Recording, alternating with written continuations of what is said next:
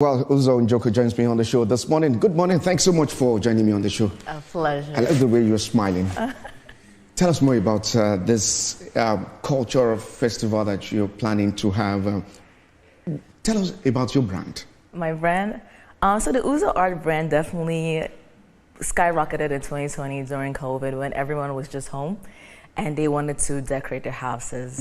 So while I do paint, I started to create products. So it started from reproductive prints and extended into phone cases, calendars, just jackets, and just expanding more and trying to extend artwork outside of the canvas. So that is essentially what I do. And I'm just trying to enter into multiple homes, and people just waited as well. So I'm just trying to show how accessible art can be. And how acceptable is this thing that you're doing at the moment? Acceptable? There is no cost to enter the show. You know, I feel like people wonder, why don't you charge for people to enter? And I feel like we try to reduce class diversity through art, and anyone should be able to have that, the option to be able to come and see it wherever they come from. And are you also telling the stories of Nigerians, their cultural heritage? I would say it's more focused on contemporary Nigerian nows. Particularly, my story is on Lagos and all the cultures in Lagos that have made it what it is.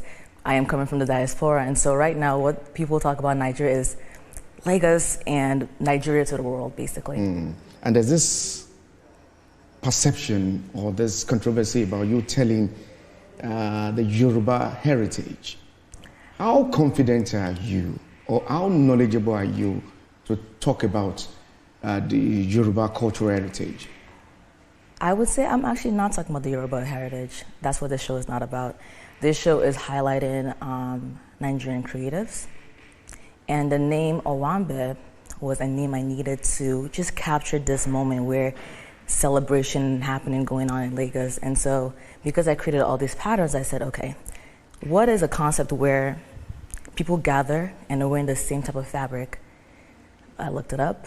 I asked my friends, and they said Owanbe. And so I said, okay, an Owanbe exhibition. And there have been backlash on this, about even the spelling. So tell us more. So because some reactions that we've seen on the social media, that you cannot tell our stories of the Yoruba heritage. Yes, and that would be fair. Unfortunately, I'm not talking about the Yoruba heritage. That is not what the show's about. And I feel like I can keep talking about it, but all I can do is show by my actions. All the integrations done and everything is empowering the youth and putting more and kind of trying to show how art programming needs to be, not only in Nigeria, but in the world. You know, especially as an artist, I've been in the back end of things, seeing administration, how it's done. So as an artist, funding everything is showing how an exhibition is supposed to run. So this is not about highlighting the Yoruba heritage. I used Owanbe as a word to describe what this moment is. Are you also concerned that the spelling of that Owanbe is not that appropriate? Some have reacted to that spelling.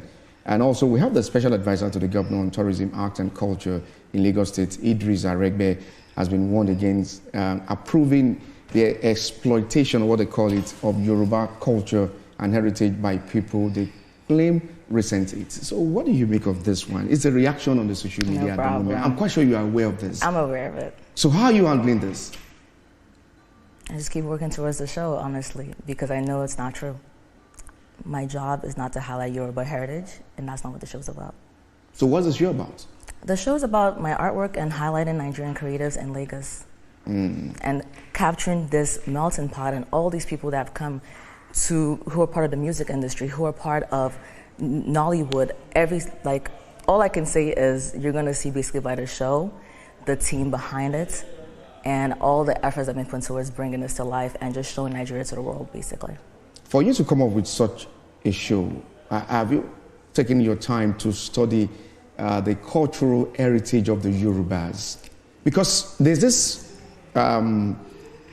divide about Yoruba heritage or Lagos. There's nothing like Lagos heritage, cultural heritage. Well, like I said, the show's not about capturing any heritage or culture.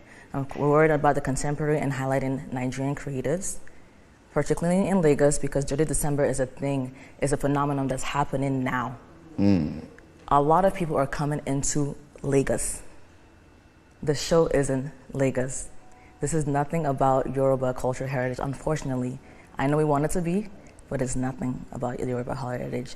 I use the word Owanbe to just capture this phenomenon of everyone wearing the same fabric and coming to celebrate. We're celebrating art, we're celebrating just art in general, art in the world, but basically my art that I'm creating. I love your confidence that you're still going ahead of this for this event. Or are you any plan to cancel it?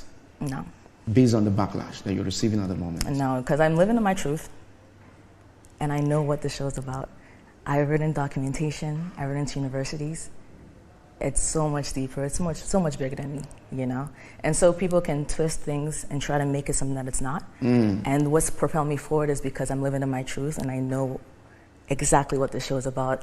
The team knows what it's about. The sponsors that we send things about, send the documentation to, know what it's about. So when I see all the twists and everything, I'm just like, okay, all I can do, I'm the kind of person who doesn't believe in just talking. I believe in showing with my actions. So that's what Are you not discouraged at this time? No. You're bold and confident? Yes. When is this taking place and where? So the opening is going to be November 22nd at Uzo Njoku Untitled. And it's going to run for 2 months with a lot of fun programming. Free of charge? Free of charge. Interesting. Well, tell us some of the features, some of the side attractions that we're expecting from this. Okay.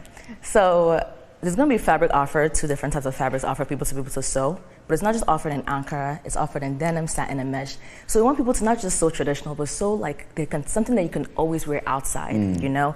And these photos are going to be put in a photo book that's going to really show this moment in time in Lagos. Aside from that, the kind of programming we have is that we have, Lauren is going to be coming down to the exhibition to perform African folklores to children between the ages of 18 months to 6 years old. And we have script writers rewriting it so that it's digestible to children. So fun things like that. And we have, what's one exhibition? We have a Yoruba team called the show Adire. And so people can come and learn how to make dye bags on one of the programming days so that they... Do you also wear Adire, the Ankara? I worn Ankara, but I have not been given Adire yet. No. It's a fine place to live it this morning. Many thanks for coming. Thank you on for the having show. me. And I love the way you're smiling this morning. Thank you for having me. All right, so we'll take a break.